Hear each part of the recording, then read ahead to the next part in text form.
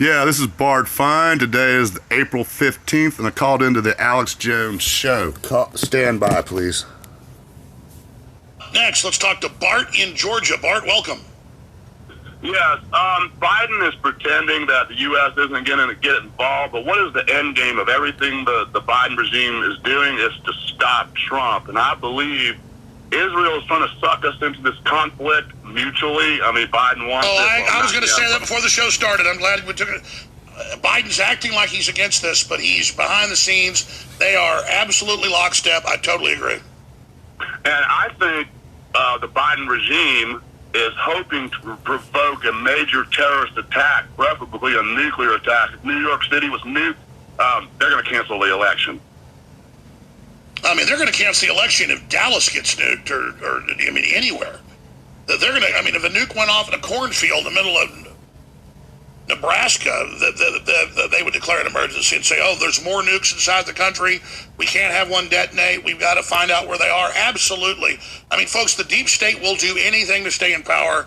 And I keep going back to the fact that all I get's love on the street. That's a gauge of the awakening. The globalists know that. The globalists know people turned against them. And if the public realizes we're the vast majority, it's game over. So they need some massive crisis. What else do you think it could be? Maybe a dirty bomb or something like that, because they're going to, I think that the nuclear material is flooded with these illegal aliens coming in.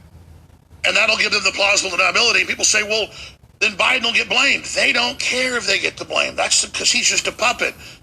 What do you make of the FBI director Friday saying imminent Islamic attacks in America, but no discussion of the FBI presiding over the Border Patrol and doing nothing to stop this?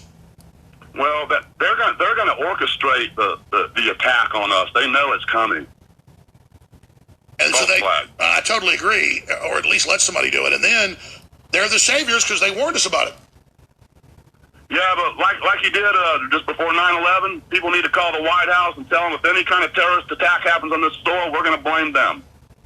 That's a good idea. Guys, get me, because they change the number. They don't change it. They rotate like every few months. The number changes to another one for whatever reason. I guess they do it so spam callers don't always get through. Guys, get me the congressional call-in line and get me the White House call-in line. That's a good idea. We should do what I did on July 25th, 2001, and tell them to not allow terrorists to attack, or we're going to hold them responsible. I specifically said they're going to blow up the World Trade Center and bin Laden would take the blame. And of course, that is exactly what happened. And I'm not saying there wasn't radical Islam. It was a component to it, but there was a lot more behind the scenes, like Building 7. Bart, great points. Okay, let's go to Baldy in Florida.